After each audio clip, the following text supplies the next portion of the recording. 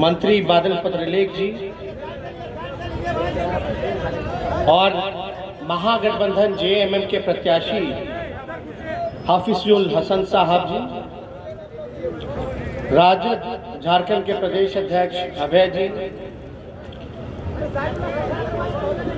भाई सुरेश पासवान जी, बिहार से चलकर आए हमारे विधायक अभिभावक प्रहलाद यादव जी, अपूर्व विधायिका चकाई की श्रीमती सावित्री देवी जी और सभी महागठबंधन के कांग्रेस, राजद, जेएमएम के जितने भी पदाधिकारी, प्रत्याशी और नेता यहाँ उपस्थित हैं, मीडिया के दोस्तों और बड़ी संख्या में यहाँ नौजवान भाई आए हैं, आप सब लोगों को आदाब, प्रणाम और सलाम मैं करता हूँ।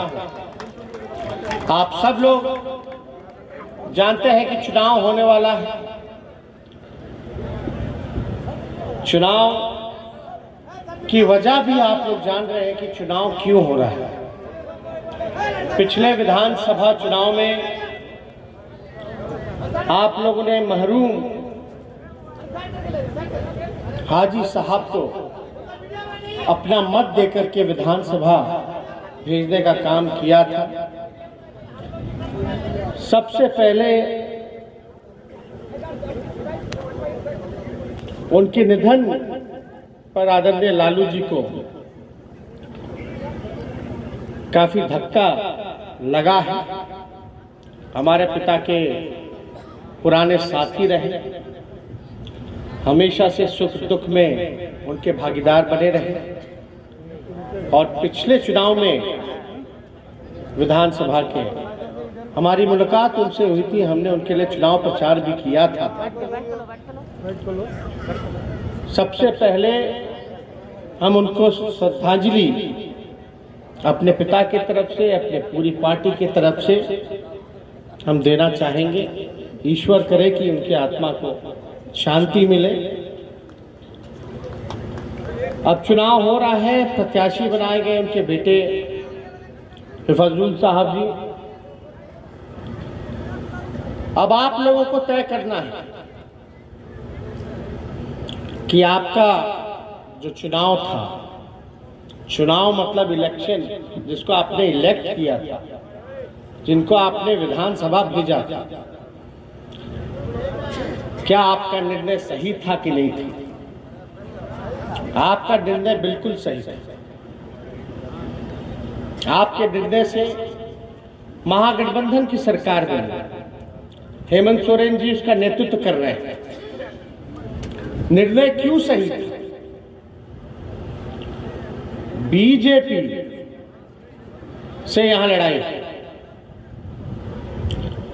बीजेपी का मतलब बी फॉर बड़का, जे फॉर झूठा और पी फॉर पार्टी। ये बीजेपी का मतलब, इसका विश्लेषण हमने नहीं किया, ये नामकरण भी हमने नहीं किया है। बड़ा आश्चर्य की बात है कि इसका नामकरण जो है भाजपा के सहयोगी दल के नेता बिहार के मुख्यमंत्री नीतीश कुमार जी ने कहा था 2015 में। बिहार में चुनाव था, देश में एकलौता एक जगह एक राज्य में चुनाव था कोरोना काल में।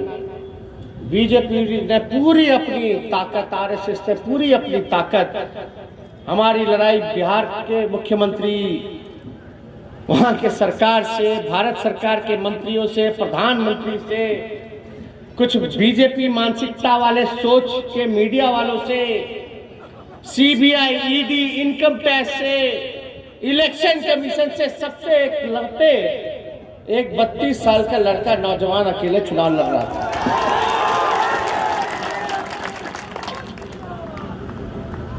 हम लोग का मुद्दा क्या था? पढ़ाई, कमाई, दवाई, सिंचाई, कार्रवाई और सुनवाई वाली सरकार होनी चाहिए। क्या चीज की जरूरत है? पढ़ाई की जरूरत है कि नहीं है? कमाई यानी नौकरी की जरूरत है कि नहीं है? सिंचाई की जरूरत है कि नहीं है? तो इन सारे मुद्दों को लेकर के हम चुनाव के बीच लेकर मिलेगा, बिहार की जनता मौका देगी तो पहला दस्तखत, पहला कैबिनेट मीटिंग में अगर मेरा पहला कदम चलेगा तो एक साथ 10 लाख नौजवानों को हम सरकारी नौकरी देंगे। हमारा मुद्दा है। अब बीजेपी बड़का झूठा पार्टी इसलिए है, याद कीजिए मोदी जी ने क्या कहा था 2014 में, एक साल में 2 करोड़ लोगों को रोजगार देंगे। पूरा हुआ। बिहार में जब हम बोले कि 10 लाख सरकारी नौकरी देंगे तो भाजपा वाला बोला कि हम 20 लाख देंगे। पूछो कहां गया? अरे जो खाली पदे हैं उसको भी नहीं भर पा रहे, स्वास्थ्य विभाग में, पुलिस डिपार्टमेंट में, और जहां जा रहा वहां घोटाला, धांधली। एक परीक्षा नहीं हो पा रहा ढंग से, पेपर लीक हो जाता है। मंदिर की बात करते हैं ये लोग, राम की बात करते हैं ये लोग। मधुबनी में जो नरसंहार हुआ, यही भाजपा वाला लोग, भाजपा का विधायक संरक्षण देने का काम किया। क्या बोला कि रावण सेना, बताइए, राम के नाम पे चंदा लेगा, रावण सेना बनाएगा। यही है बीजेपी का। कोई एक भी कोई लोग नहीं गया वहां। यही बीजेपी वाले लोगों ने क्या कहा था कि 15-15 लाख रुपया सभी भारतीयों के खाता में जाएगा।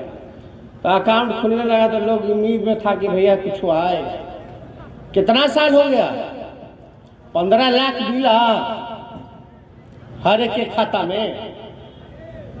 अरे मोदी जी, कम से कम 15 लाख नहीं तो कम से कम 15,000 रुपये का बोनी करा ना दीजिए। कम से कम 15,000 मिल जाए लोगों को। आप बताइए, पेट्रोल का दाम बढ़ गया, डीजल का दाम बढ़ गया, गैस चूल्हा का दाम बढ़ गया, घर में नौकरी नहीं है, कोरोना है, बीमारी है, कोई परिवार का लोग कोरोना से पीड़ित हो गया तो आप बर्बाद हो जाइएगा। कहां जाओगे? कर्ज में ऐसे ही लोग डूबे हुए हैं। खाली भाषण। अभी झारखंड के साथ पक्षपात किया जा रहा है। केंद्र से जितना सहयोग देना चाहिए उतना नहीं मिल रहा। अब बताइए, बिहार में भी तो उन्हीं लोगों की सरकार है, लेकिन बिहार को विशेष राज्य का दर्जा नहीं मिल रहा, विशेष पैकेज नहीं मिल रहा। प्याज का दाम बढ़ गया, थाली में से दाल छीन लिया इन लोगों ने। इसलिए इन लोगों के फुसलावे में, बहकावे में आने की जरूरत नहीं है। दिन भर लालू जी को, हमको, इन लोग जब तक गरियाता नहीं है तब तक इन लोग का मन नहीं भरता। इन लोग बुजुर्गता भी है। भाजपा वाले लोग अगर सबसे ज्यादा अगर डराता है तो लालू जी से डराता है। साजिश के तहत लालू जी को जेल भेजा। अभी एम्स में दिल्ली में इलाज चल रहा है, किडनी का समस्या है। 25% किडनी काम कर रहा है। पहले ही से दिल का बीमारी है, शुगर का बीमारी है। अभी सांस लेने में दिक्कत हो रहा था। हम लोग आनंद फानंद में रिम्स से लेकर के चले गए, लेकिन फिर भी इतने साजिशों के बाद भी लालू जी ने आज तक जो है अपने विचारधारा से समझौता नहीं किया। बीजेपी आरएसएस के सामने घुटना नहीं टेका। हम बड़े उम्मीद और आशा के साथ आए। बिहार में जो चुनाव हुआ, जनता ने तो हमें जिता ही दिया था। जनता ने फैसला सुनाया, चुनाव आयोग ने नतीजा सुनाया। अंतर है। 15 सीट 20 सीट तो ऐसे ही हरा दिया। अभी सब लोग हाई कोर्ट में गया हुआ है कि करो 12 वोट से हरा दिया, करो 50 वोट से हरा दिया, करो 200 वोट से हरा दिया। 3 बजे शाम में काउंटिंग खत्म हो गया और रात के तक जो है काउंटिंग चल रहा है। प्रधानमंत्री जी को सभा करना था बीजेपी कार्यालय में 5 बजे, करते हैं अगला दिन। बीजेपी का लोग नेता सब पहुंच गए नीतीश जी के घर शाम के 4 बजे। का है भाई, पहली बार इतिहास में रिजल्ट वाले काउंटिंग वाले दिन चुनाव आयोग 3 बार प्रेस कॉन्फ्रेंस करके कहती कि गिनती जो है धीमी चलेगी। इसलिए आप लोग सतर्क रहिएगा। इसलिए पोलिंग बूथ पर ईमानदारी से आप लोगों को रहना है। बिहार में चुनाव में हमने एक नारा दिया था, चुपचाप, तो लोग बोलता था लालटेन छाप। अब देखो, मोदी जी देश के प्रधानमंत्री हैं, इतने बड़े नेता हैं, हमारा नारा चुरा लिए। अब बंगाल के चुनाव में बोलते हैं चुपचाप कमल छाप। इन नारा गढ़ने वाला लोग हर हर मोदी घर घर मोदी, ये हर हर मोदी घर घर मोदी नहीं, बड़बड़ मोदी है, गड़बड़ मोदी है। इनसे सावधान रहने की जरूरत है। इसलिए इधर उधर नहीं, चुपचाप तीर धनुष छाप पर वोट देना है। और हमारे भाई हैं, सब समाज के लोग एकजुट होकर के, आप बताइएगा तो जीत का माला पहना दें, बधाई का नहीं, सब लोग हाथ उठा करके बताएंगे तब पहना दें। अब देखिएगा, मान सम्मान की रक्षा बात कीजिएगा, हम पहना देते हैं।